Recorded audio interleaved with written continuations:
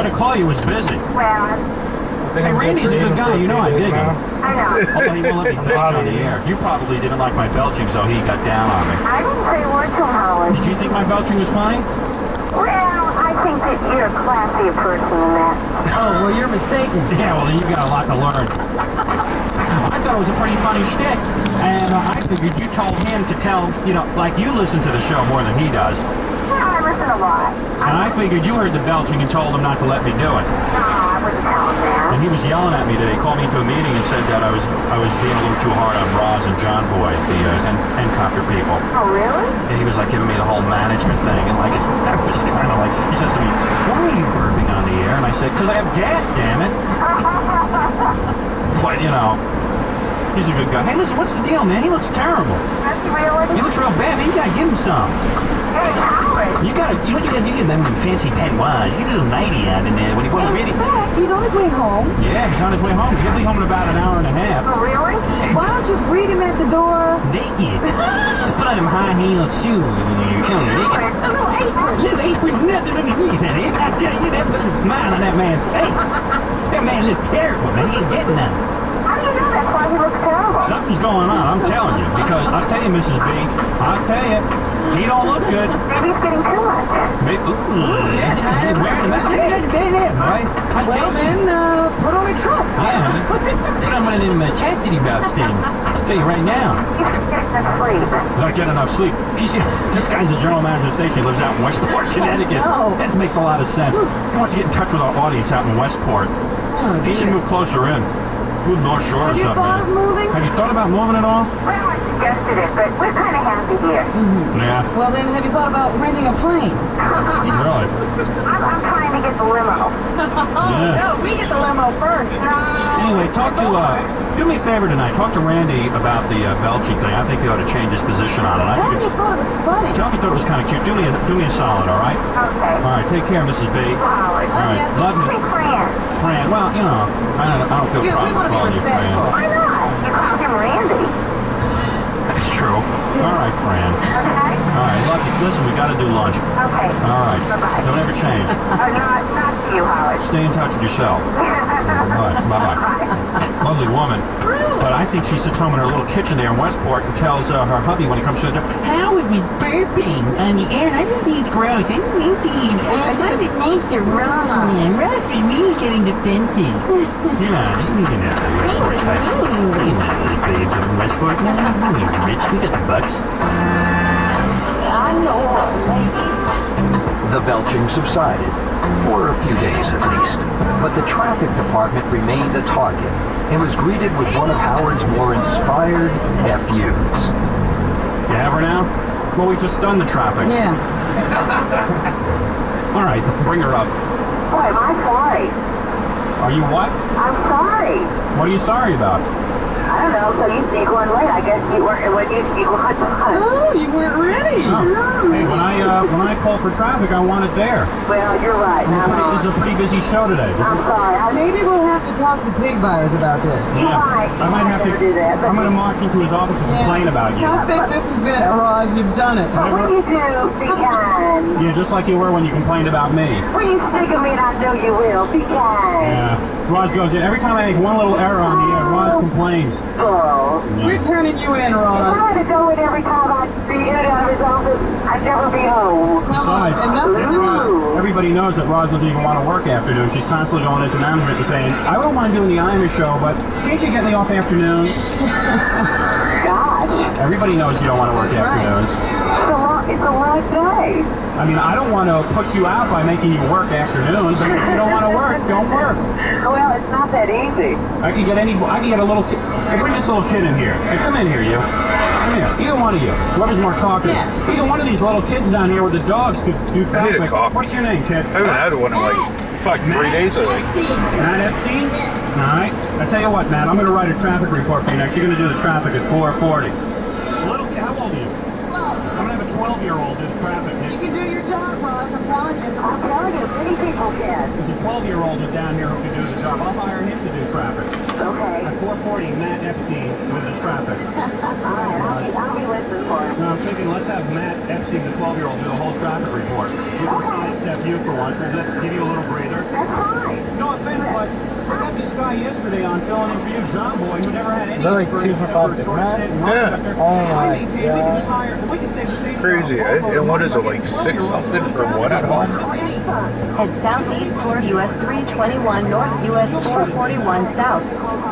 Dude, 10-piece McNuggets. So you can get 20 McNuggets for $5. I'm going out this kid Matt Epstein. I'll elevate him into a star. I'll pay him 30 G's a year to do the traffic, which is a whole lot less than you get. Okay. So this little kid, I just picked him out of the crowd. I don't know him from a hole in the wall. I know. It sounds good. He's got the I think 10 McNuggets is 8 something at home. Seems about right.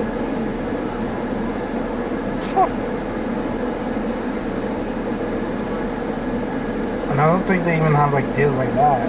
No, not even close. No.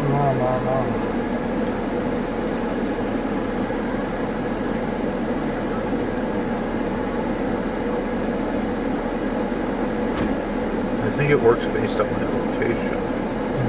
Who the fuck's Hank? Guess it. Do you want anything? No, it's not.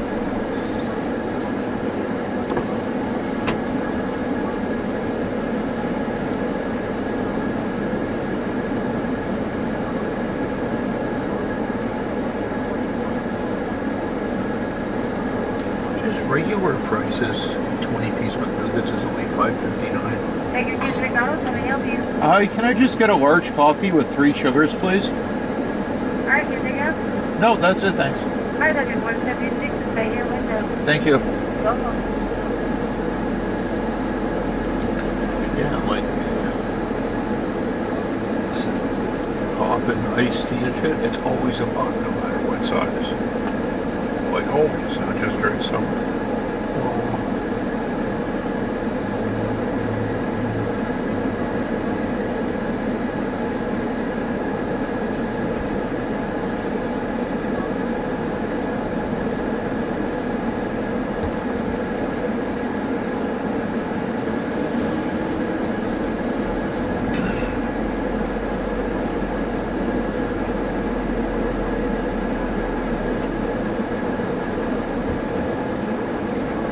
Yeah, I kind of wish we had a kind of Golden Corral. I was disappointed. Like, even their drink situation. Here it's like, what do you want? You don't even like get to look at a list or nothing. Like, oh, because you don't know what else to say. Golden Corral, they just give you a cup.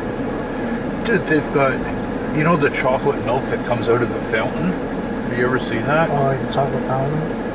No, not like where it's milk chocolate that you dip stuff, and it's just chocolate milk, but it's fountain chocolate milk. It's amazing. It's the only kind I'll drink.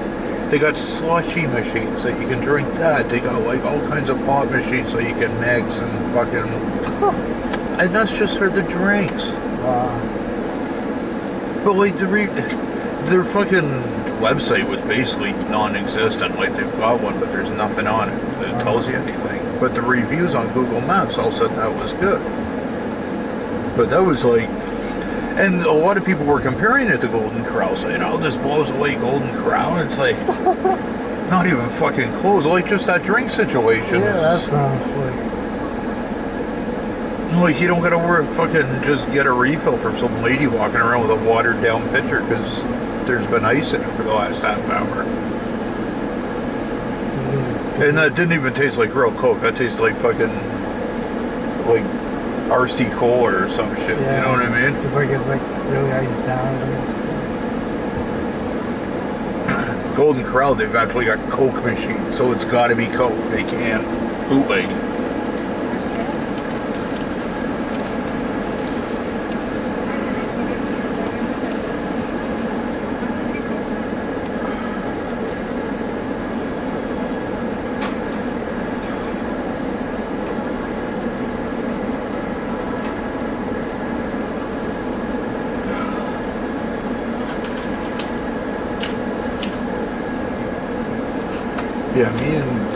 bus driver Mike. When we came over to Detroit to get the turnbuckle pads. Thank you. You too. We went to Golden Corral for lunch, and even their lunch was better than this. And it was like weekday lunch, and this is Sunday dinner.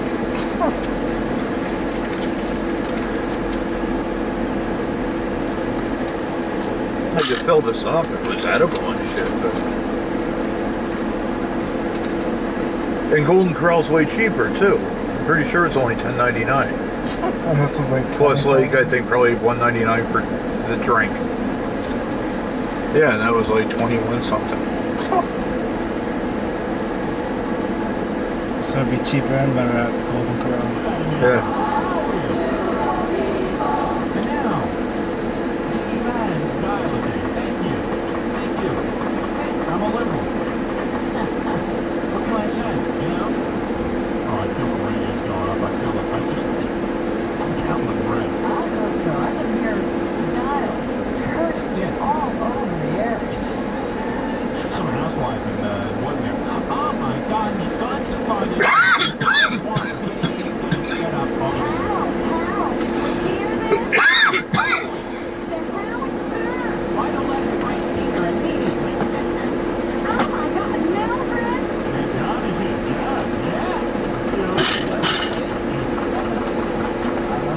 we love those guys. Yeah, all right. What's a few guys? Let me tell you something. I think it's beautiful what you're up there. Thank you.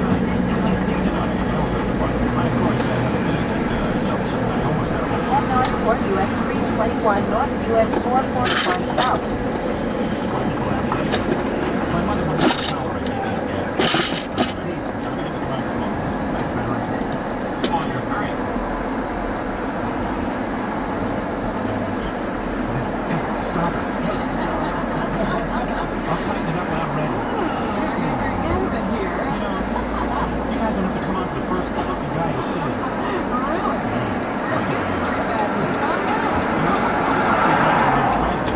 That's pretty cool, G.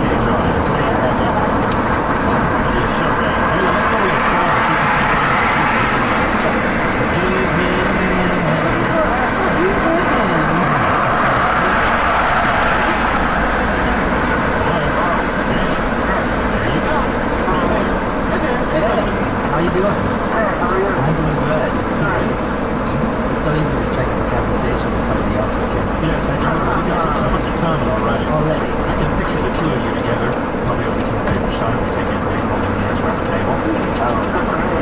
That sounds good to me too. It's gonna be great. Calm down, we gotta do the rest of the Let me tell you something, that's why a lot of these people having trouble with age. You guys are a little too friendly. I mean, at least wait a few minutes. At least wait a few minutes before we start holding hands. Yes, let's be monogamous. I don't want to hold your hand. If you gay, you'll jump right in bed with one another. I tell you, this is a big problem. Oh, all right, you win. Man is restrained. All right, hold on. You're gonna get the play, right? All right. Sounds good. All right. Yeah, listen. We know already you're not gay. There's a certain attitude. Really, you know, I really want this to work out for you guys. Hello? Hello? Hello? I'll see if I want you. Hello? Gay? Now we're talking. Are you really gay? You really want to date? Good. Sounds So pretty do I. Hey, you sound like Marv Albert. This isn't Marv Albert. Yes.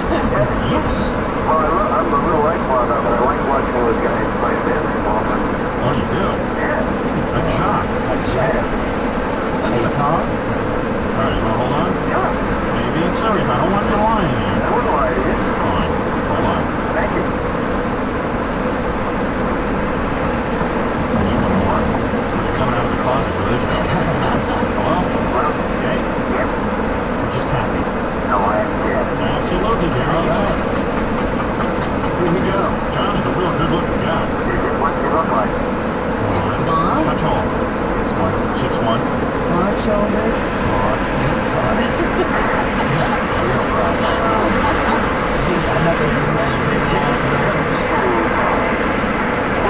Nice waist. Kind of a Christopher Atkins waist. Are you lonely? Hey, easy, pal. Calm it. Don't cry. He's a love god. He's an Adonis. You're moaning and put you on hold. Yeah, you want to go home? Yeah, you really get it. You ever shave your legs? No. For what? I don't know. In 3 kilometers, take the exit toward Gatlinburg bypass. You want to be the man. You're going to have to be the woman. I'm telling you, John. But John's good looking enough to be a woman, so you could be the woman. I don't think that's a compliment. It is, though. I mean, you're a really good looking guy. You should see me as a woman. Yeah, really do that? Did you get into that? Yeah, once in a while. Oh, you do? You do too. What do you dress up as an Italian woman or Polish woman with those hairy legs of yours? No. I see. I just look real, that's all. Oh, I see. So you dress up like women? No, not all the time. Well, once in a while. Maybe one Halloween ball. I see. Oh, Halloween balls. Is that your nickname? Halloween balls? Tell me, You must be a fun guy. yeah, well, I'm doing ready, Jim. You can come over to my house for Halloween anytime. What about the wife? Never mind her. Yeah, she's tied up for the night. Or is she? Yeah. So tell me, get into that kind of scene, the tied up thing? Very versatile when it comes to doing that. It all depends on one way and where their head is at. What their feet is with. What about the leather mask thing? You ever get into that? So that's too heavy. Yeah. A man with restraints here. Yeah. Oh, man, without restraints. No, he's got the restraints on. So tell me something. Well, John, you ask me a question. Are you rich? No. Okay. This is I would ask. Are you into like a marriage kind of scene? No. I do not believe that young man or any man for that matter is very good at. And that would be monogamy to take that sexual person. Men themselves have always been promiscuous. I see. Regardless whether they're straight or gay. In 600 meters, take the exit toward Gatlinburg bypass. Love you totally and no one else. And it's exactly the dream match. So what's the idea of a nice night? Like cuddling up next to the fireplace? Oh, that's wonderful. Great night. Yeah. Well, you like with a bottle of wine. You and John, huh? Sure. Take the exit toward Gatlinburg bypass, then continue on to Gatlinburg bypass. It depends on what kind of book it is. That's right. It's the kind of shit trying to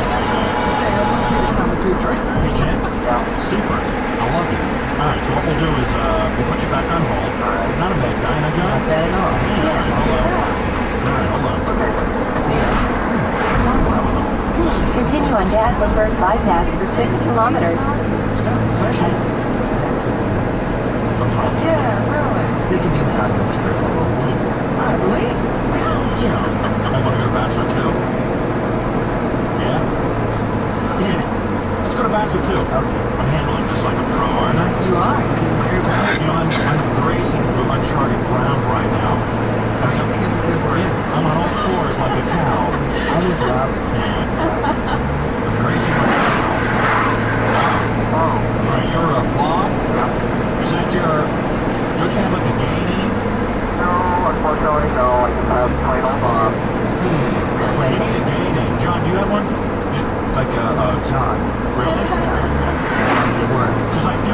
Now, wait a second. This is not a stereotype. I know a lot of gays who change their names to like Leslie.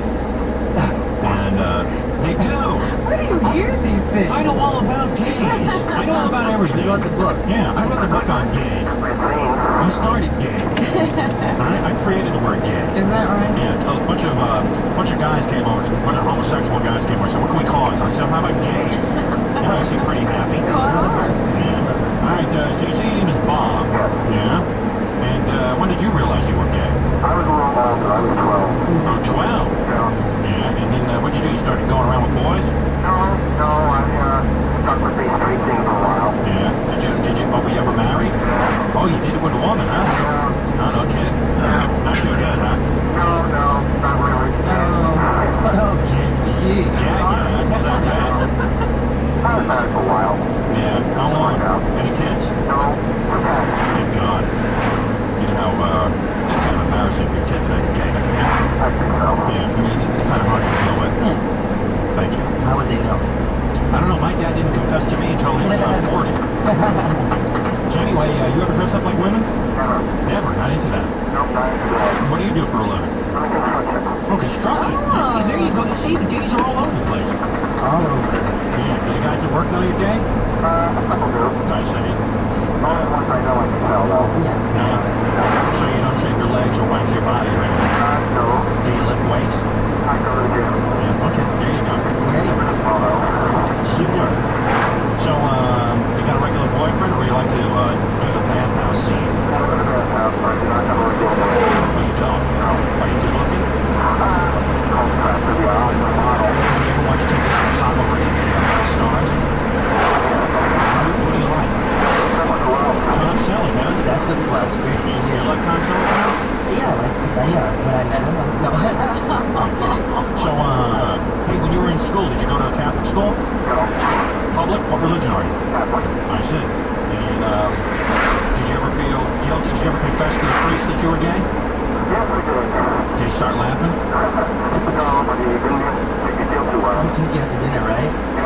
Oh. And what about your call waiting? Your call waiting? All gays have call waiting. It's true. John, don't you? Yes, I do. They do. I swear. Because they're all waiting. You know, they're all into the phone. Gays love to talk on the phone. Even John was saying that, right? Continue for 3 kilometers. Where was I? That's a line of questioning. Oh yeah. So you started feeling real guilty, so you went to the priest like he could help you or something? Yeah, I used to be in religion. I'm not so much with it right now. Yeah, right. I think God is too pleased with you guys. You want to know the truth. This is my own personal.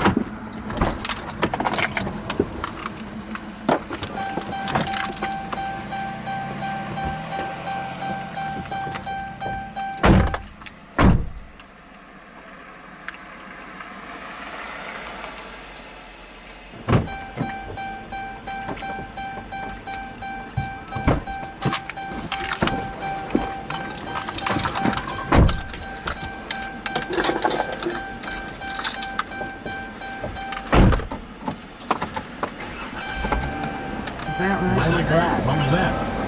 What, are you writing a book there? Well, I gotta get to know you. yeah, John's trying to get a feel for I you. was 15. You were 15? Yeah. And what locker room was this? In school? Mm-hmm. And I guess the coach was always demanding that you guys wash your shorts and He demanded that we wash a lot of things. yeah. I'm sure you love swimming. Did you ever swim naked? Did you ever swim naked in gym class? Did I ever run naked in gym You class? swim naked. Or swim naked? No, we didn't have a Oh, pool. yeah. Is that coming? huh? No. Okay, so that's real hygienic, you know? A lot of high schools make the boys swim naked in the pool. Yeah. drinking some slobbers in there. That's almost worse. Who knows? If we had a pool, maybe I would have realized it earlier. I see. So you were in the locker room and you were getting really turned on, huh? Yeah. Yeah. So how much money do you make at this job of yours? Oh, come on. What do you mean? What do you make a year? I make it up. Oh, come on. We don't know who you are. Be honest. Well, what? I gotta get my whole personal life? Yeah, you do. What, you want a date or what? Hey, Rob, you trying to get on the action on this guy yet? I'd love to. Yeah, she digs him. So tell me, do you ever dress up like a woman? Never. Never. You don't have any spec. Do you like to be the man or the woman? Oh, I try to make sure, you know, come see, come style, whatever happens. Probably shouldn't. Way to go, Brad. Actually, can you just hold on to it? This? Love that answer. So tell me, You where want do you to shut go off? meet guys? Huh? Shut up. Yeah, I think so. You must be making real good money. Yeah. It's a great place to meet other guys. Hot dogs, too. Where do you go out cruising? Where do you cruise, man? All over. Was that right? All over. He just runs around town looking for gay guys. All over. Excuse me, gay? Sure. It's gonna never end. Is that right? There are a lot of gay people at this station, I'll tell you that. The whole place is practically gay. I'm telling you, jumping between 4 and 8. Yeah. All right. Wow. I don't know why I don't think this guy is gay. You're not really gay, are you? Hey, did I pull the wool over your eyes, baby? Oh, you're really funny. Hang up on you, too. Oh, a fake. I wonder how I picked him out. Boy, did he really pull the wool over our eyes? Well, at least we got bachelors 1 and 2 there, John. Yes, you We're can legit. forget about 3. Hot dog stands. Not a chance. Flash. He probably really is Flash, you know? Yeah. Flash is a good name for a gay guy. 500 meters, keep left to continue toward US 441 south. Nobody wants it. Now, there's a good gay name. John's really trying to decide which guy to go out with. Want to go out with 2 good guys? Yeah, dude. I'm having a hard time. Easy. This microphone is turning me on. It really is. I know. Where's my You gay guys always sex on your mind. Well, John's here. He's gay. He's now. He's beautiful. He's a good-looking guy. Yes, he is. And Continue on US 441 south for 22 kilometers. And Brad jumped off the Brooklyn Bridge. I think Brad is questioning his own manhood. he's probably late homosexual. Yes, and this was his attempt to come out of the closet, but just couldn't quite make it. The good thing about Jim and Bob, too, they knew it in a very good way. Yes, yes. Yeah, no mistaking it here. Those boys are gay. Anyway, none of them have gay names. Too bad. This is gay thing. No, a lot of gay guys. Holly. No. Holly is right. Hollywood. Ginger Holly. Yeah. Yes. Ginger, and my new gay name is Lane Ray. I dig that. Like the panda. Are you true Boosty? What is that? Oh, that's just a gay term for a gay boy. That's me. You're Boosty. Is it a boosty? Boosty. Boosty. I'll have to remember that when we do Out of the Closet Staring. Boosty. I've heard of poof. Poofy. Poof.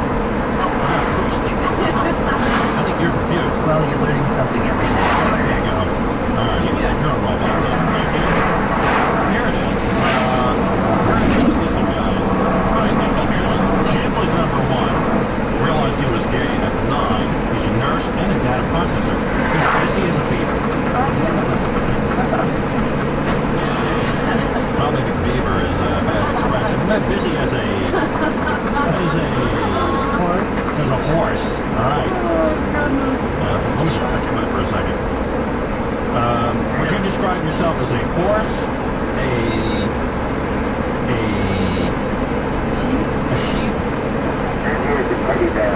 teddy bear? Oh, cuddly, are you? Correct. I like the macho tag myself. Hold on. All right, so that's Jim, and there's Bob. He's number 2, and he realized he was gay at 12.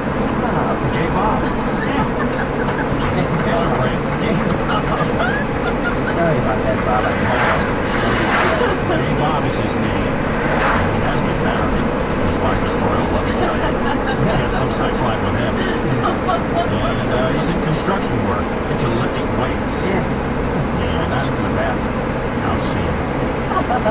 He stopped selling.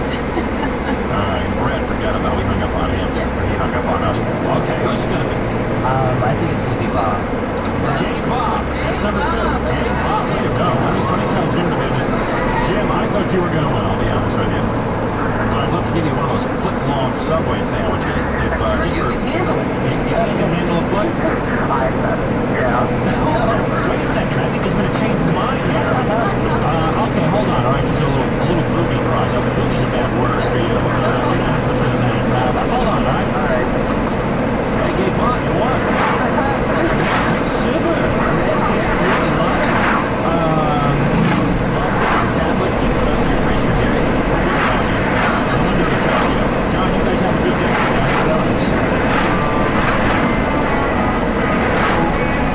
Hi, this is Barbara Anderson of Eastern.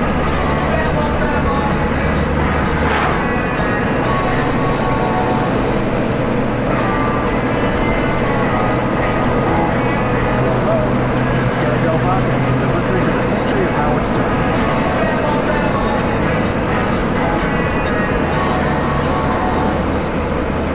Live from New York, it's Saturday night.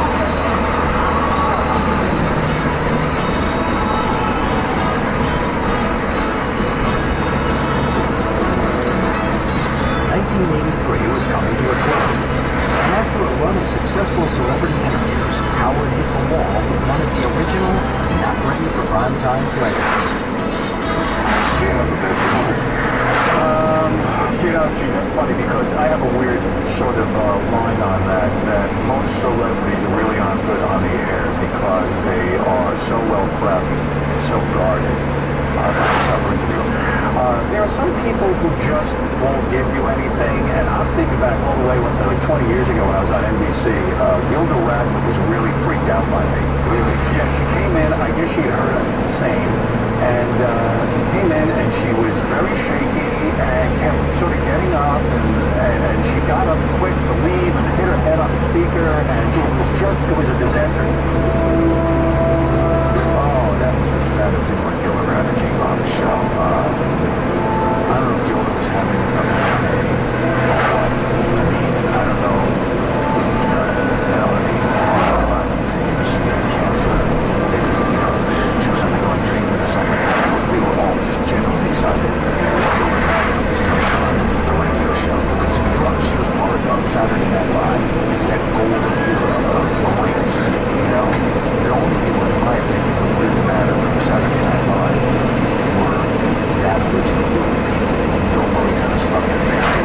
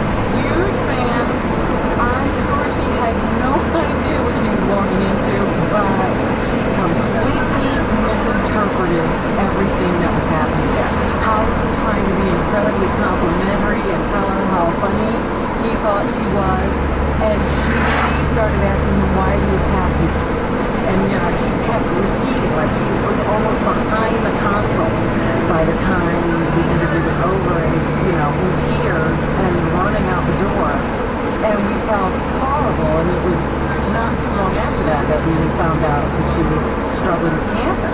So that was awful. She was probably trying to figure out whether we were being sarcastic, putting her on, or whether we really liked her.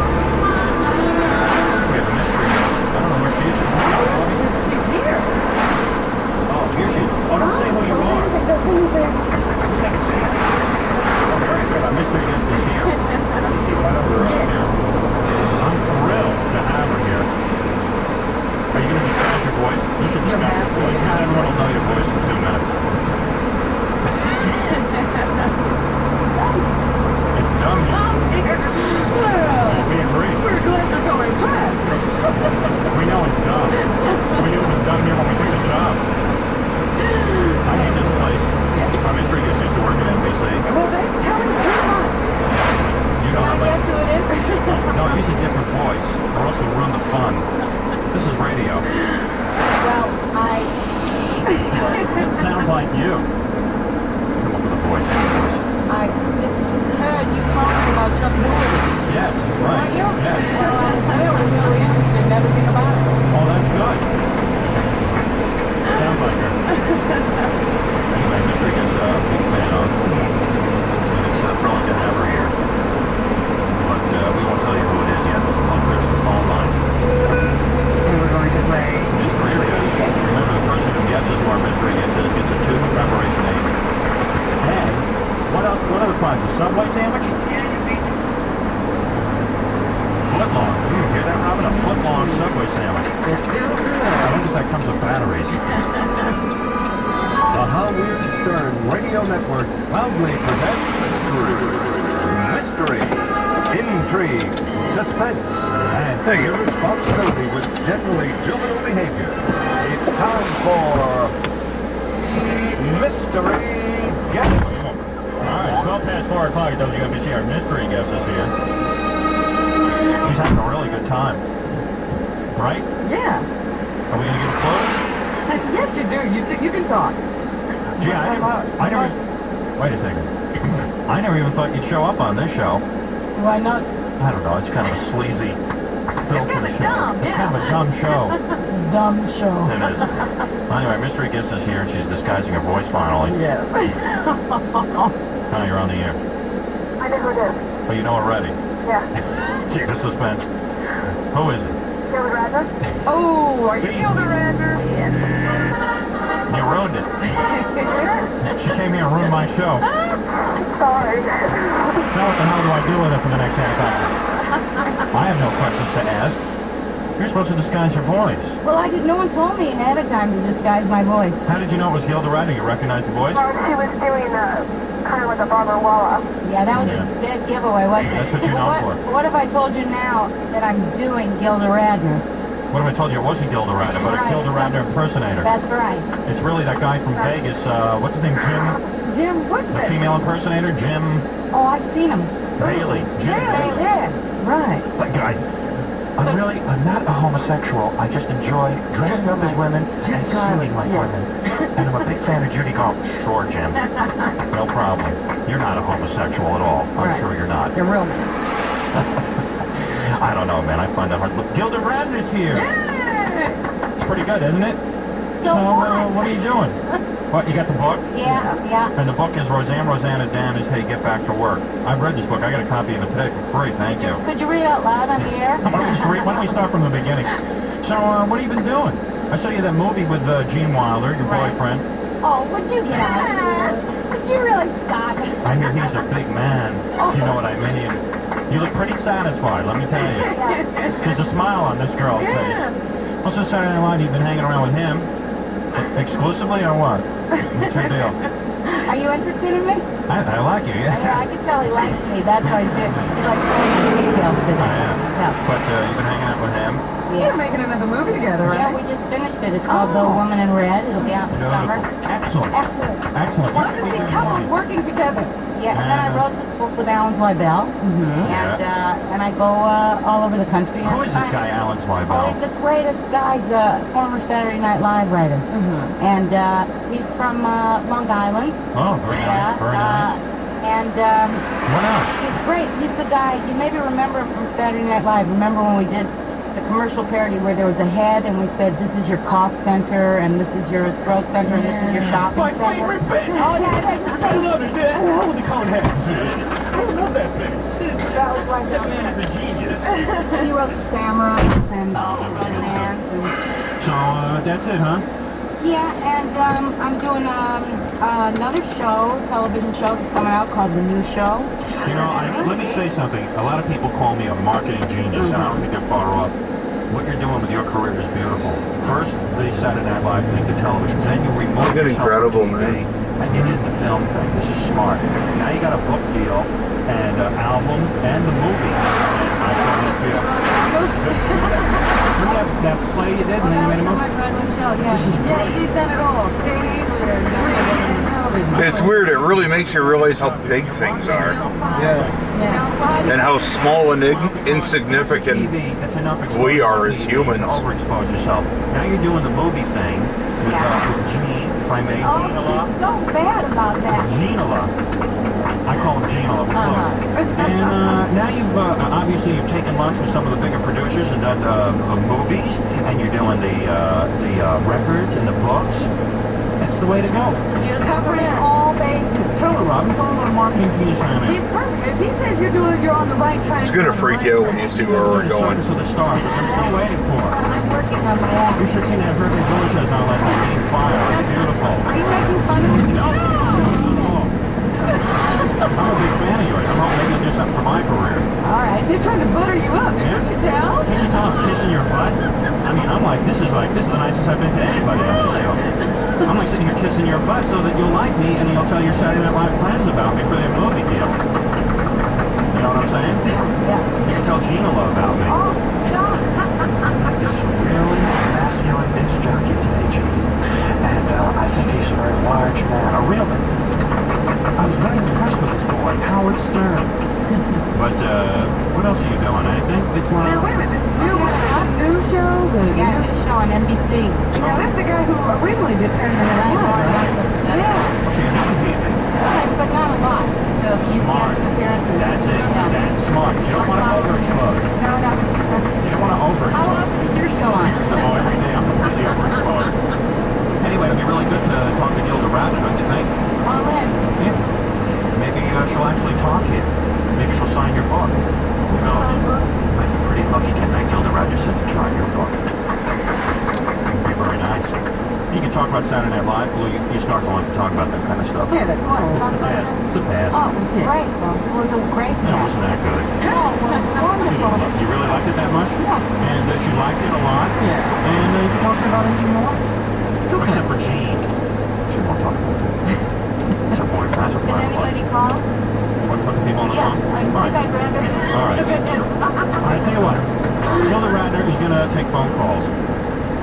No embarrassing sexual questions. I'll tell you what, let's just take sexual questions for Gilda Radner. Yeah, That's you it. can give her The some topic advice. Just the beginning of another hiking trail. Like Dr. Ruth would give sexual advice. That's right.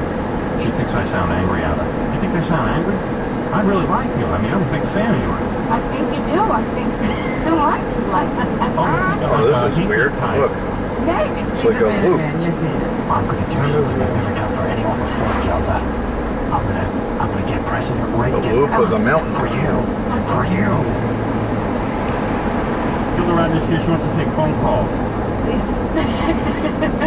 Save her. Yeah. How you doing? How you doing? Yeah. You think these listeners are any better than me? I hope so. They're a bunch of idiots. Hello? Yeah, I'd just like to know if Gilda, how many men Gilda's been with? How many men Gilda's been with? Yeah. I bet you, besides Gene, at least 10. What do you say, Gilda? Come on. You don't want to answer I'd that? like to change the premise to non-sexual questions. Non-sexual questions. Thank you for your question. Wait a second, I think that's a legitimate question. I think women should be proud of how many men they've been with. But she doesn't have to answer if she doesn't want to, All Howard. right, what age did you lose your virginity? Is that fair? I was 7. He also lies. I lied. Actually, I was 16. I was the last one of my friends to get in here. We're on the air with Gilda. Yeah, who's it? Who do you think it would be? What show is this? Comes on every day at 4 o'clock. Who would it be? You're on the air with Gilda. Yeah, I'm good, Howard. Yeah. I'm good. I've been trying to get in touch with you for the past year or so. You speak great English. We can all understand you. I'm on a phone and I'm trying to get in touch with Well, you. why don't you call John Gambling on WOR? You're on the air with Gilda.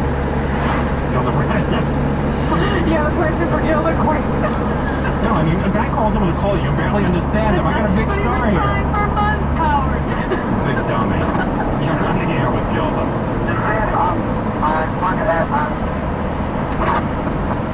Good. He hung up on it. The phone segment's going off like You're on the air for Gilda Radner, star of everything. How often does Gilda have sex a week? She doesn't want to answer sex questions. You're on the air with Gilda. Hi. Hi. How are you? I'm okay. Are your ears popping yet? Yeah, they have been for a while. It's because we're so high up. Oh. Okay. Do you have a question for Gilda Radner? I was wondering why. I thought I had like What is it? water. Here you go, Gilda. Don't get Nope. depressed. Here comes a question. No, it's the altitude. Yeah, they have been for a while. I told you the listeners know better than I am. It's crazy. These are the people who are going to come to your book signing. You better wear. This is perfect fucking weather for where we're going Go to. ahead. Okay, first I want to say, Gilda, I think you're the greatest. And also, I want to know two things. Would you consider doing a skit on this new Saturday Night? She absolutely would not. Because you two would be so dynamite together. With who? Eddie Murphy? Oh, Eddie Murphy's no good. He's not in the same class as Gilda. He's the best thing to come along since the original. I don't want to see Gilda on Saturday Night Live You don't anymore. want to see Saturday Night She's already been on Live, do the you? good Saturday Night Live. She's not going to go on the bad one they have now. Go ahead, Gilda. You answer if you want. But I think I've taken care of it. Yeah, I finished it. Gilda's not going on Saturday Night Live with those humps. All right? Not now. Never again. I don't want to see her on that. Well, Gilda, it's fascinating having you here. Are you going to survive this? I thought you'd really like me. Did you have fun? No. It was pretty scary. It was scary? Oh, You kidding? Now, do I scare you? I do? I'm a dangerous man. Well, I continue to be a big fan of yours. And your new book, Rosanna Dana, is very funny. Hey, get back to work, published by Pocket Books. And we're all going to buy it. How much is it? $4.95. Hey, come on. These people busy buying Cabbage Patch dolls. You can swing $4.95 for Gilda. All right, we'll see you down there tonight. Gilda Radner, WNBC. That was fun. I had a good time. You had a good time. I thought she had a good time. You'll never come back. All right, we'll see you in a few minutes. WNBC. This is, who is this? Wilder. Matthew Wilder. WNBC, 434 WNBC. I gotta recover. I thought Gilda would think I was funny. She walked out of here pretty upset. Hey, where's Robin? Hey, how come you think Gilda was bumming out? I didn't do anything. You know, like maybe we're so dehumanized that we don't realize that we're obnoxious. But I was like kissing her butt, hoping that maybe I'd get a movie part or something, and then she walked out of here like she never wants to see me again. You know? We're all pretty freaked out. I figured, like, you know, she'd be... What do you think I don't happened? want to work with you anymore, Howard. You scare me. She says, you scare me. Oh, Howard. That's no way to win friends and influence people. You know, and I'm saying, I was telling our boy Lee to get Gilda Radner on the show. Yeah, I thought she'd be a great guest.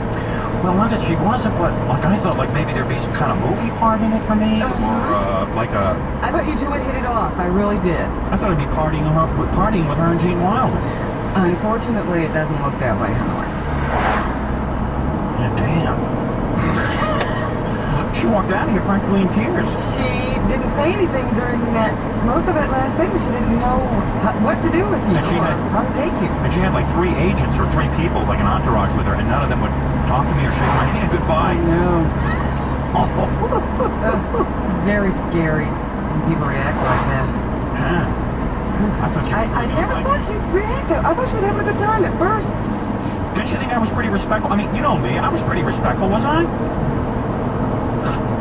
seriously. I asked her about Gene Wilder, but is that any big deal? Yeah, because I don't think they're together anymore. Oh, they're in not? that sense. Well, no. Ooh. I might have put my foot in my mouth. But her and Gene aren't going out. Yeah, they broke up. So all she had to say is, hey, I'm not going out with the hump anymore. That's all she had to say. I didn't ask anything that I thought was... Hey, you guys, ABC TV is filming me while we're talking. Did you think I was offensive to her? You did? You thought I was rude? What do you know? You're a black guy.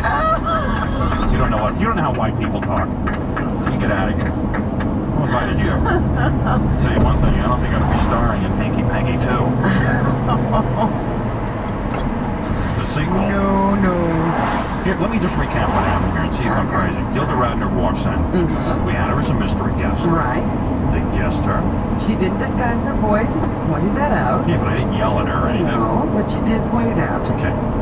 Then she started, and we did a bit about Gene Wilder. Well, you asked her the question if she and Gene were... And she just ignored it, which is fine. And then I did some stuff. I plugged her book for 20 minutes. You did a good job of plugging the book. And then she walked out of here all upset. Shaking. What did I do? Hey, am I crazy?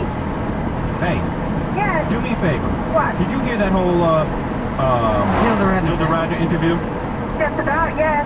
Did I sound okay? Yeah, you sounded fine. Did I do anything rude?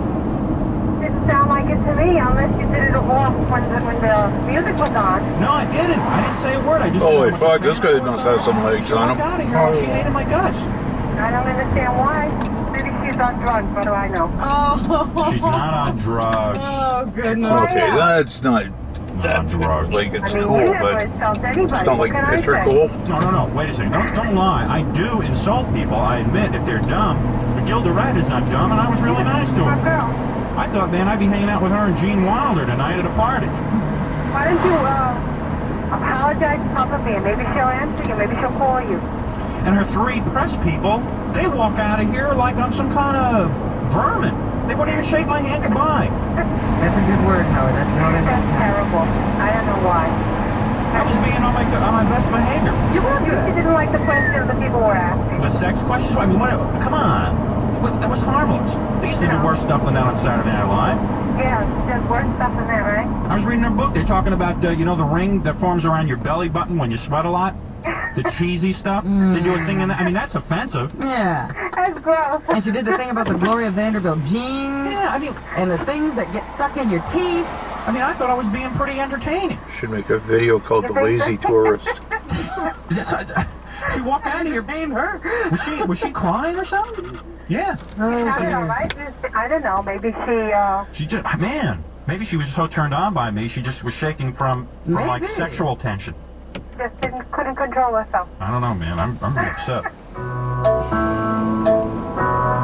A staff shakeup was in the works at WNBC when producer Boyd Lee Davis decided to jump ship to work for a station rival. But Howard wouldn't let him off easy. He wanted to make my last month there as uncomfortable as possible, so that's he pretty would have wild. me go out and buy things that most people are very uncomfortable asking for. For example, a guy going out and buying women's tampons is a little uncomfortable. Well, he took it to another level. Howard had me go out and buy gay magazines, herpes cream, adult diapers, contraceptives, women's sponges, things that you were kind of embarrassed to walk in and ask for. He had me spend a couple of afternoons on the hunt for those things. You know, he would hear I would have a date, he would call the girls ahead of time and start asking them. He would follow up with phone calls to them afterwards to see how the date went. You know, talking about, you know, my alleged career in radio, making $100 a week, and how that reported was on that, you know, crazy time. So money wasn't the issue, but the Howard was his father on the air. Clearly, Boyd Lee's replacement would be subject to his fair share of abuse as well. Baba Booey. Baba flu fly. Hello, this is Gaga Go Live. Baba Booey. Baba Booey. Stern show producer Gary Dell'Abate. I grew up in a little town on Island called Uniondale, home of the Nassau Coliseum and Little Elks. It's actually the town that borders where Howard lived, so I probably grew up less than 2.5, 3 miles away from Howard and Roosevelt. Uniondale was 10 times nicer than Roosevelt. When I I was a kid, I used to listen to the radio all the time, but I never listened to talk radio and sort of considered talk radio to be for old farts. You know, my dad used to listen to like Bob Grant and all those guys, and when I'd go to work with him in the car, he'd listen to talk radio all day. The guy that was like my idol when I was growing up was Casey Kasem. I used to listen to Casey Kasem every Sunday morning, syndicated, and I would listen to the top 40 countdown. I thought that guy was awesome. That was like my radio guy. I was going to go to college down in Texas for photography because I was at BOCES on Long Island. It's a trade school. I was going there for photography. In 400 meters, turn right. Texas sort of fell through, and at the last minute, I had to find a little bit pulling there on the way back. When you grew up on Long Island, your choices are Nassau Community College, Adelphi, Hofstra, or CW Post. And I lived so close to Hofstra, I didn't want to go there. I lived like walking distance. So I went to Adelphi. They didn't have a photography program. I remember it was like one of those career day things. And I remember going with my dad. And we walked around. Turn right onto Clingmanstill Road. Communications, and they were sort of like, you know, filmmaking. That's exactly like photography. Very similar. Just, you know, do that. So I signed up for Continue on Clingmanstill Road for 10 kilometers. The first class that I took in radio, I just fell in love with it. The other cool thing was in the summer when you go for orientation, you go spend a day or two at the college, and they take you everywhere. And I remember going to the college radio station and thinking it was the coolest thing in the world. And I remember thinking that the guy that was DJing that day, I thought he must have been the coolest guy ever because he was DJing on the radio. Then I went to college, I got a radio station, found out he was the biggest tool that ever lived. But he looked so cool sitting behind the microphone. So I think for me, when I saw the college radio station, that's what it definitely did for me. Let me hear this tape with Roy Gary on his college radio station. Well, Pete Townsend had a big album in 1980. This guy. Yeah, he had a real big album. Yeah. Empty Glass. Hold it. First of all, when you're on the radio, you don't say yeah. You say yes. What are you supposed to be, a critic? Yeah. Yes. Yeah. Roll back to where he says yeah. What are you, Swede? You're an Italian. You'd say yeah. Legends of Rock and Roll. Pete Townsend had a big album in 1980. Yeah. Had a real big album in 1980 called Empty Glass. Not his first solo album away from the Who, probably his biggest. Pete Townsend called Empty Glass an emotional. Was Pete Townsend your boyfriend? Probably was recorded by Chad a harder time with. What are you talking about here? What do you know about Pete Townsend, your boyfriend? No, he's supposed to be giving some insight. Alright, let me get this. I don't even know what the hell you're talking about. The Brothers that's like the Who to hit the top 10. The Who go back on the road in March after the devastating effect of the December Cincinnati show where 11 people died. And What are you talking about? I was reading that out of a magazine. I remember that. I was reading that. Devastating. Didn't get much publicity or didn't garner many sales. This guy's probably saying something. What the hell am I working with Gary for? My favorite album was about. This was 1970. Now stop this. Is there any more of you on this? Do you say any more? Yeah, like he introduces things and I just kind of give sidebars. Alright. This should be more. It came out. It's a fantastic album. On this album, I did a top 20 single with But No, I Live Open the Door, right? And you're being very important. This series is one of my top 5 albums. Gary really had a lot to do with this show. Well, the other thing about Townsend, a little bit later on in the year, something we came out with which we don't have access to. The Secret Policeman's Ball, in which he played 3 Gary licked the balls again. acoustic guitar, and that's fantastic. That's one of the best stuff Pete Townsend's done in a while. Oh, the Appalachian Trail. Okay. Hey, he's kind of like the Siskel and Ebert. So you can basically walk from fucking here to Pennsylvania along the same trail. I think maybe even further. In the news department. In Washington, I'm Gary Delabate for WLIR News. I interned at a film company. I interned for Sports Channel, and I worked with the New York Islanders during the championship season. Gary Delabate spoke with Mr. Slapshot himself, Mike Bossy. It seems so much easier this year than last year. Our team was better than it was last year, and you know, I don't think there was any doubt whether we were going to win or not. It was just how much time it was going to take. Gary Delabate asked 2 exuberant fans how much they paid for their tickets. $125 a piece. A piece? A piece. Was it worth it? Further down the road, one fan of Butch Goring's, who was awarded the playoffs MVP trophy, stood atop his car, waving a flag. What are you doing standing on his car swinging an American flag? What a happy guzzling slob I am, I tell you. I am happy, buddy. I am this all the way. Did you see the game? Oh, I wouldn't miss a minute. Now, great game or what? Butch Goring, my main man. Hey, what are you doing again? Remember? Are the Islanders a dynasty? I don't say it. Back my leg. I got a stick roll. I'm afraid they're going to do it again, and he's been a lot of Who's the best Islander? I said Butchie, baby. Butchie! Oh, yeah! Yeah! first job I got that actually paid me any money, I often refer to as Radio Hell. It was a fully automated, beautiful music station. I was, in essence, a board op. And at the time they had reel-to-reels that ran 15 minutes each. So I had to put up 6 15-minute reel-to-reels of only music, basically music. There were no words to any of the songs, it's just this beautiful music crap. The commercials were all on cards. I would put them in this carousel. And my job was basically to babysit, make sure the tapes are up, make sure the commercials are in correctly, go in the computer, make sure it all ran correctly. But I had the really shitty shift. I worked overnights on Saturday from 1 in the morning to 9 in the morning while I was 23 years old, and every one of my friends would run away to the Hamptons getting laid. And by the way, for minimum wage. So I got a job at NBC working for the traffic reporter, and it was during Imus's show. And Imus was like the star of the show, no doubt. But Howard was this guy that I heard about, you know, at the station, and everybody at work there would sort of say quietly, you know, Imus is the big deal or whatever. Howard's really the funny one. Howard's really funny. You got to hear him. There was a clear divide at NBC. The old-timers were all Imus people, and they were all like, Imus is God. Everybody has to kiss his ass. He's the legend. He's been doing radio forever. But then there was this whole other camp that was sort of had to be quiet, and they were like more the younger people, and they were like, you know, this guy Howard is really doing something great here. I don't know, it just sounded really different than anything I'd ever listened to. And I liked it right from the start. I had no idea it was going to work for him, but I liked it right from the start. We needed an assistant for the Howard Stern show. Basically someone to answer phone calls, to track down guests, to be a boy Friday, so to speak. Howard was very, very private at the time. It wasn't a very well-paying job, so I don't think they sent out a big notice that there was a job available. So there was me, and there was another kid who interned there, and it really seemed to be coming down between me and I. And he was sort of a rich kid, and I think he just rubbed Fred the wrong way. So I think I sort of got the job by default, but I didn't get it right away. They knew I was interested, so I would always see Howard, Robin, and Fred walking every day around 12:30 in the afternoon. So I figured one day I'll just walk up to him and say, hey, I'd like this job. So I waited this one day, and it just happened to be, it was a weird day. Howard was out sick, and Robin didn't have to come in, but Fred had to come in. So I walked up to Fred and I said that I wanted to, you know, I was interested in the job. So Fred said, okay. Gary came in to interview for the job. I think he was like working the traffic desk for like Imus and Helicopter and all that other shit like that.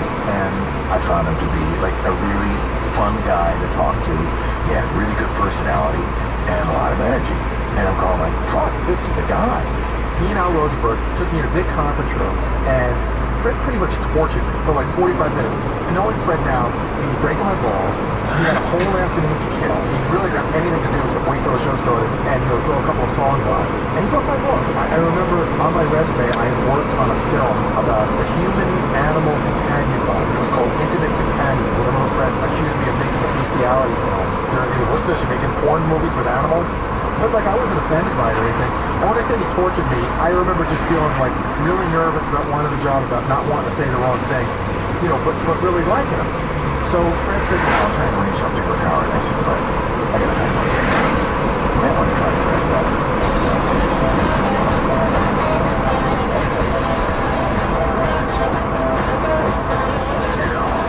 Now keep in mind, I was dressing as sloppy as I do today. And I'm telling this guy, who's making, you know, probably 2 cents above minimum wage to dress better for the job, which he doesn't have yet. And, you know, thinking we're above the clouds. He would understand the joke. Sometimes when I do a joke on people, they don't get the joke. And I felt really stupid afterwards, but also I chuckled a lot because it also showed me how much Gary wanted the job. Because I think he had like one suit. And it was like a wool suit, and it was like fucking summer. So he comes in and he's sweating, and I think he's doing the interview. The minute he came out, I'm like, oh fuck.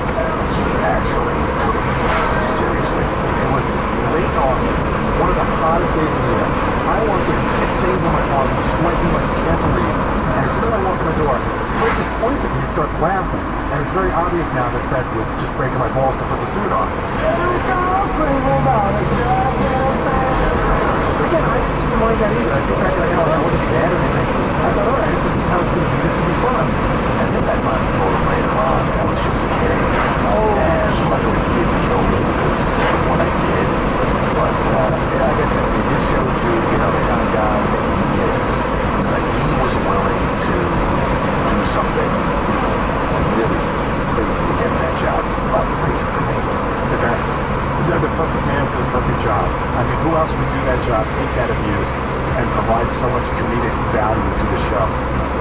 teeth and gums alone.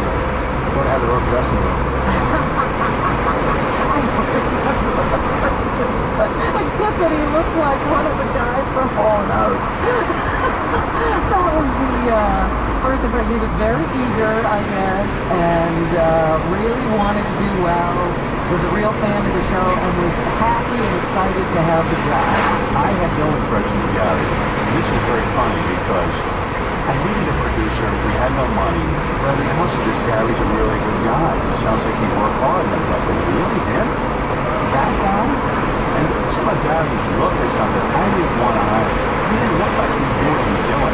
We gotta stop there on the way back out. We go watch your picture. So I said, you sure he's good? He goes, yeah, trust him. So that's how Gary came about. And Gary really was terrific. He was great from the day one. I liked Gary right away. I felt like I fit in right away. The other thing about the job that was really sort of interesting was the office was way far away from the studio. It was a real long walk. You had to walk past all the offices, walk through the main lobby, then you go through the hallway, and then you go into the studios. It was far away. And at the time, Howard had a drum and a cymbal. He hit the drum and a cymbal.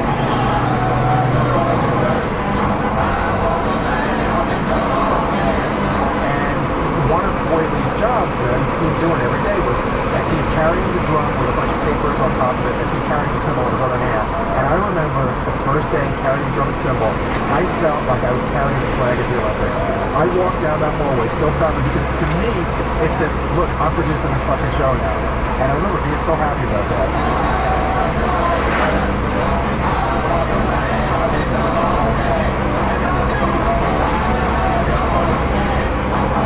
In 500 meters, you will arrive at your destination. Sure, hi, good pal. How are you? Thank you. Good. Robin Curtis is here, of course. Thank you. Bruce, our engineer. As always. Our is out there. Yeah. You usually just someone I don't mention his name. Oh, well. There's really no reason to mention his name, but I just do. We're Clark Craig. You have arrived. Boy, Gary. Oh. Boy, at least the questions. I'll let this give him a better job than me did. I already gave him several difficult tasks, and he's handled all of them quite well. Is that all? Well, that's good to hear. I'm very impressed with this new boy. I hope you continue to progress in this manner. Yeah. And we'll be finding out more about Boy Gary as the days goes on. Good, because I don't know anything about it. Well, I really don't either. I just kind of hired him on a lark. Someone told me he was a decent human being. Yeah? So I hired him. That's kind of suave. Yeah, he got, what is he anyway? You're not a Jew, are you? Italian? Italian. You hired an Italian? I like Italians. Italians, the last kid I hired was a Jew. And they're not too good at serving. No. Like you might not even be able to see out through the top clouds. banana, if you will. Yeah, they want to be president of the company. Yeah, right. Like Boy Lee actually had a desire to be like the head of the programming department. Yeah. The Italians, they work with their hands. They work hard. They keep their nose to the grindstone. I like his attitude. He's not pushy. And, I like him. And I don't think he has any relations to organized crime. Do you? Cut it off. Oh, now we hear him. Oh, okay. And the Italians built this country with their hands. That's right. They're always saying that. Yeah, they're proud of that. I mean, I'm proud of it too. Which parts did they build? The ones that are falling down or the ones that are standing up? What did your people build, Gary? Do you know? Seriously. Empire State Building? Yeah. His grandfather worked on the Empire State Building. Hey, kudos. What's your last name, Gary? Elevate. Delabate. Interesting. Gary Delabate. Gary Delabate. Della what? My last name is Delabate. The proper way to pronounce it is Delabate. When I was growing up, my dad sort of Americanized it. My grandparents said Delabate, but my dad sort of Americanized it as Delabate because that's how people would say it, and that's how it always was. If I get a phone call now and somebody will say to me, there's somebody on the phone looking for Gary Delabate, I'll know it's somebody that I knew from high school or junior high or something like that. When I started working on the show,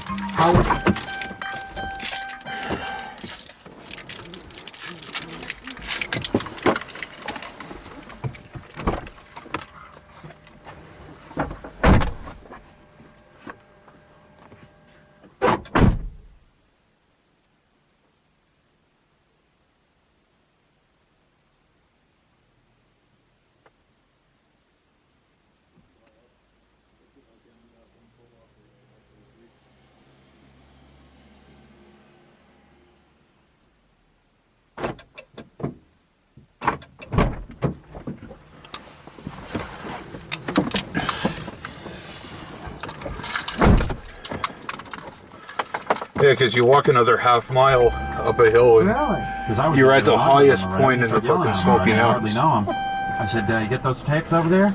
He goes, yes, it must be about. But if you can't see a single thing, We're not used to that. We used to I ain't walking a fucking half mile up a hill. About 20, 30 times we gotta get done. This guy, boy, I don't know whether he's just an eager beaver or what. Is this just like your first week? Is this the honeymoon? Yeah, are you just trying to impress me or something? Because, actually, I'm going to put him on probation. That's the way they do it around here. Give him 90 days probation. Yeah. Got to keep him on his toes. Because I know the second when I take him off probation, he's going to, all the work will disappear. Yeah.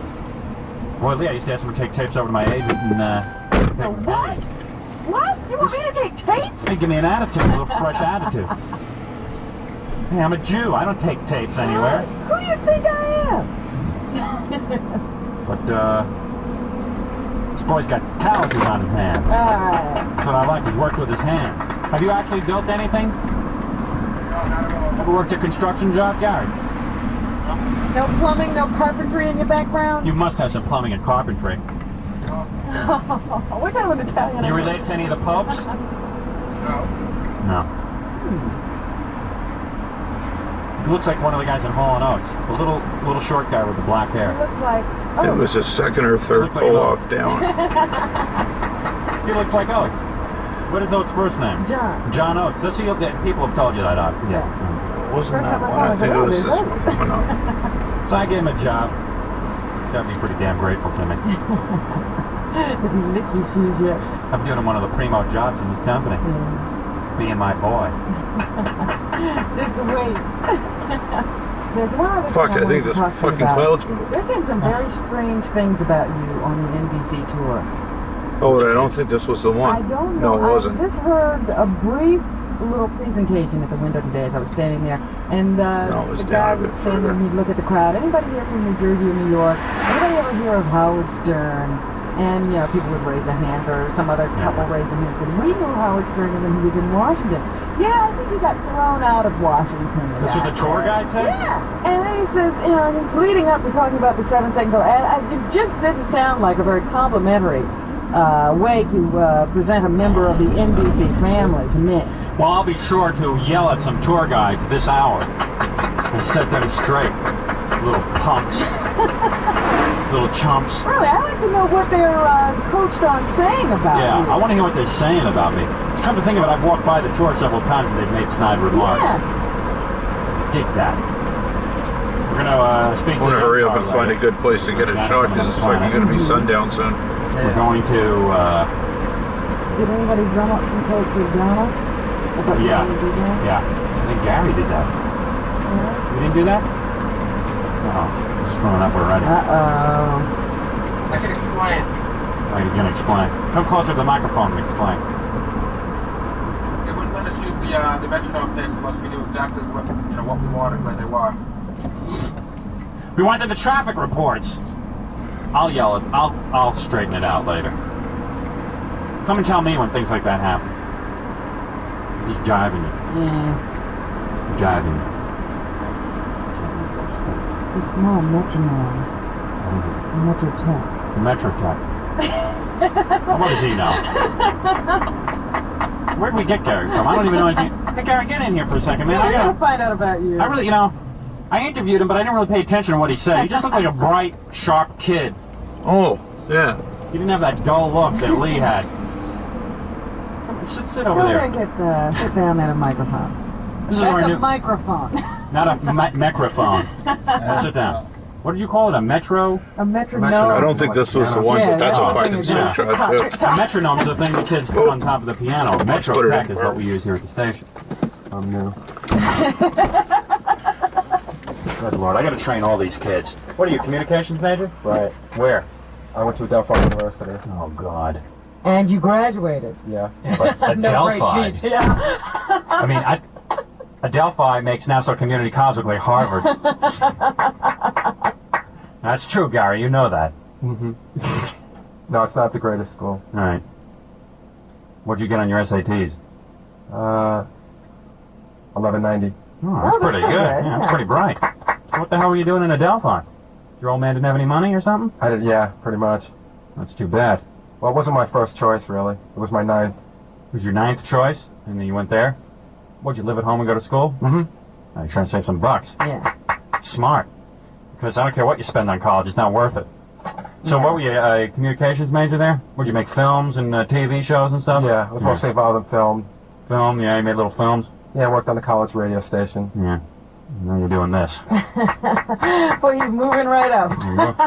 I guess Adelphi really trained you for a career in radio. But he's doing pretty good. Yeah. I mean, you know how many people wanted this job? Must have gotten about 6 billion resumes. Oh, boy.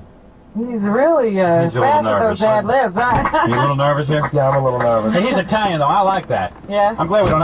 I purposely didn't hire a Jewish guy for this job. Because the last time I went with a Jewish guy, I needed not. You know, I tell him to do stuff Yeah, when you he know what it presented is? Yeah. The other guy that you really liked was Italian. Yeah, the first guy I had was Italian, and he was great. And Boy Lee was great, but Boy Lee wanted to. Boy, Lee was a great friend. He was a good guy. I needed somebody who could work. Let me see your hands. You got any calluses on it? Yeah, look at those. Those look like hands. Those are the hands of a man. Those are the hands of an Italian. A man who knows how to work with his hands. Hire these Jewish guys. They don't want to get their hands dirty. Lee's hands were so. I think this was the spot. Yeah, it is, because look how far you can fucking A see strong down. Italian man. Yeah. I like that. I like that. I like that about you. He didn't even grow a mustache. Lee couldn't do Yeah, look at that mustache. So, we'll probably be getting a lot of girls now that I'm putting you on the show. You have a girlfriend? No, I don't. I was under the impression that this job would keep me from getting girls. No, you'll get That's what girls. Bruce said. No. It all keeps Bruce. Everything keeps Bruce from getting girls. Well, Bruce thinks he doesn't get girls because he's Jewish. That's what he blamed his latest fiasco on. He goes out to San Francisco, sleeps with a girl twice, then she won't sleep with him anymore, and he says because he's Jewish. Do I got that story straight? Yeah, I'm afraid you do. Yeah. He goes, well, I think it's the religious thing. Yeah, the religious thing. I said to him, if it's the religious thing, she wouldn't have slept with you in the first place. She wouldn't want to know from you. Bruce says she freaked out when he pulled down his pants. She'd never seen a Jewish guy before. Oh, my God. I knew you were Jewish, but now the reality. You're mutilated. My God. Look what they did to you. Bruce explained that was a Jewish custom, that people drink and eat food during that ceremony. Nothing better than seeing a Jewish boy's sex apparatus being destroyed while you eat. While I eat. I swear to God, I went to my friend Marty Gatreyer's son's. I went to Ira Gatreyer's bris, and I stood there with a salami sandwich and rye bread and a glass of diet soda while they cut this kid's fling flang. You were truly affected by that. I was a little shaky. I almost missed a bite of my sandwich. Gary, you of course are Italian. I guess you haven't. Are you cut clean? Yeah, that was by that time it was a health practice. Yeah, I think that's a scam, by the way. I think if you just practice a little bit of hygiene. I mean, you know, if you take a shower daily and wash it properly. Well, it's just that it's another step. You know, it's an extra step. You might miss it, Hal. Yeah, I mean, what right does a doctor have to say, oh, gee, well, this kid's going to grow up and never take showers, and it's going to get pretty rancid over there, so I'm going to cut it off. Good Lord, I got 3 showers in my house. I'm showering daily. And a sprinkler system outside. Yeah, really. I mean, you're going to just dip it in a glass of water, clean it off. People mistake you for a Jew when you in gym class and you take a shower and no, never. Everybody's pretty much the same these days. Yeah, right. It's true. I think the tide is changing, though. People are saying no to that now. Yeah. I think a few people around here are intact. Yeah? I know Bruce isn't, obviously. What about Earth Dog? I don't know. I never checked with him. When Fred gets back in here, have him pull down his pants, Bruce, so I can look. See what he's doing down there. I think he told me he still has his intact. I think so, yeah. He never got clipped. Yeah. He looks pretty healthy. I mean, man showers every day. I bet you Buzz Bazanski's never been clipped. I don't know. Oh, God. Ixnay on the clip nay. Oh, Mr. Baumgarten? Oh, he's back in town. I thought he was out of town. That's why I was talking so filthy. We were talking about a haircut. Yeah. Nice haircut, Randy.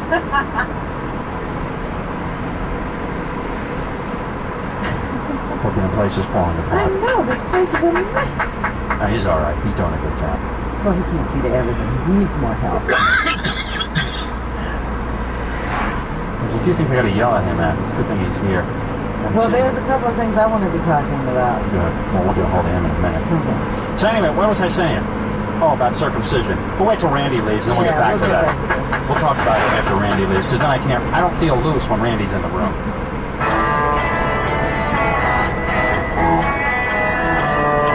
Tomorrow on the history of Howard Stern.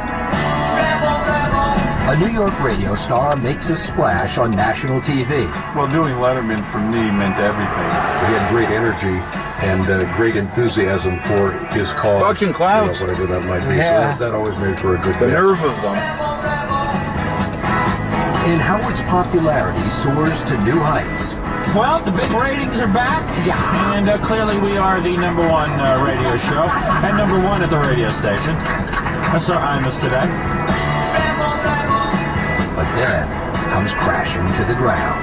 He came back and said, show's off. And we said, oh, well, you mean we're suspended? He said, no, the show's been canceled. There is no more Howard Stern show. Well, it's not like the end of the world, you know, being fired. That's not a pleasant feeling, and then you're filled with doubt and stuff. Like you're sitting there going, oh man, like am I going to work in the business?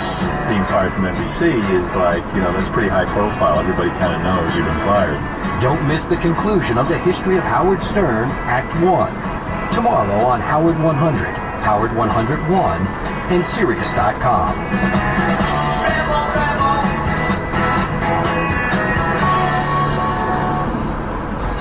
This has been a Howard Stern production. The tapes. Truck on, man! It's history!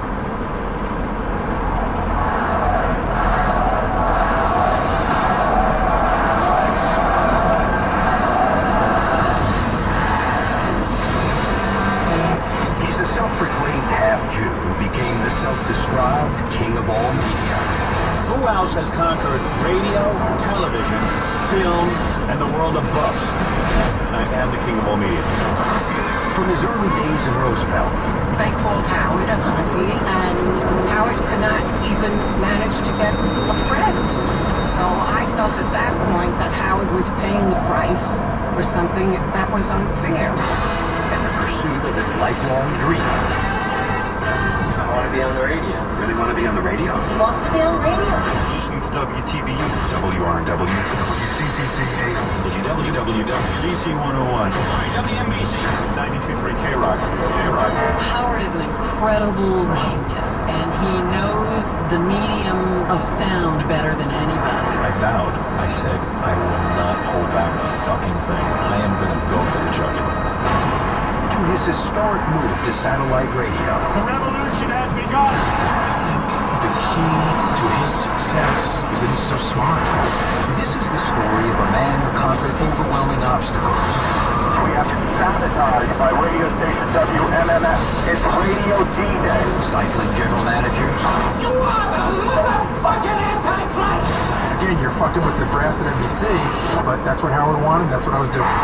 The Federal Communications Commission. It's so funny how it went from Janet Jackson whipping out her breast on national TV somehow ended up with the guns being trained on us. And having a really small penis. I did see a flash of penis. That's what I love about Howard. He's just funny and out there and he's sexy. He overcame all of those obstacles and became basically a broadcasting icon. All the controversy. Calling Air Florida right after the crash. It's a little rough. How you doing, man? You tell Leaf he's not in here in 3 seconds. I'm going to start pulling the wires out of that piano. Part of Howard's success was based on him being the bad boy. All the defining moments. Our first guest is one the only Howard Stern. I think Howard has really changed the culture of this country. I don't mean to interrupt the fun, but this is a breaking news story. The plane crashed into the World Trade Center Tower #1. My reaction to 9/11 was, how could you leave the radio show? You couldn't. It's an epic journey of laughter. Probably. Love. Tell us now. I am engaged. And lesbians. You're a lesbian? She's unable to speak, ladies and gentlemen. The Syrian is doing his job. Whoever thought a woman would come down to the studio and take her clothes off? You haven't heard the whole story until now. My idea was to go on the air and be as real and honest as possible. And expose hypocrisy wherever I could. This is the history of Howard Stern.